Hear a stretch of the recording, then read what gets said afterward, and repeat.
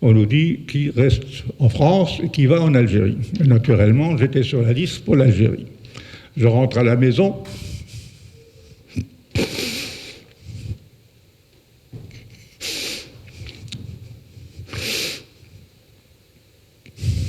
Bien.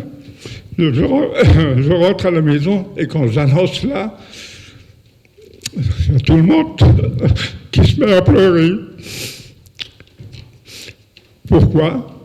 Eh bien déjà, mon père a fait la guerre de 14-18, 39-40.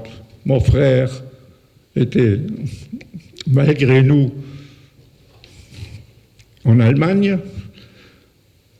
Et moi, j'ai continué. Donc, à 3 hommes, on a fait 4 guerres.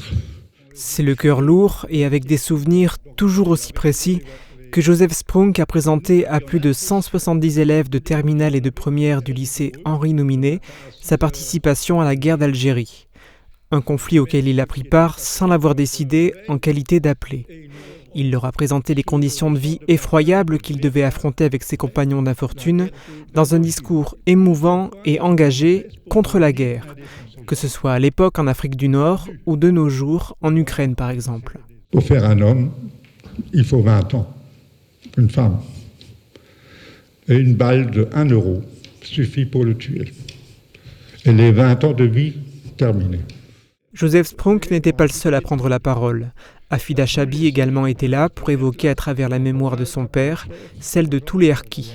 Un harki, c'était quelqu'un qui était algérien et qui s'est engagé pour aider les Français. Ces interventions étaient proposées dans le cadre des programmes d'histoire et d'HGGSP, histoire-géographie, géopolitique et sciences politiques. D'autres interventions avec des témoins directs ayant vécu des épisodes épouvantables de l'histoire mondiale auront lieu cette année. Les élèves du lycée Henri Nouminet pourront ainsi entendre le récit de Ginette Kolinka, rescapée de la Shoah, et celui de Félicité Liemoukourou, rescapée du génocide rwandais. Des rencontres qui servent à entretenir le devoir de mémoire. On recevait une feuille d'appel.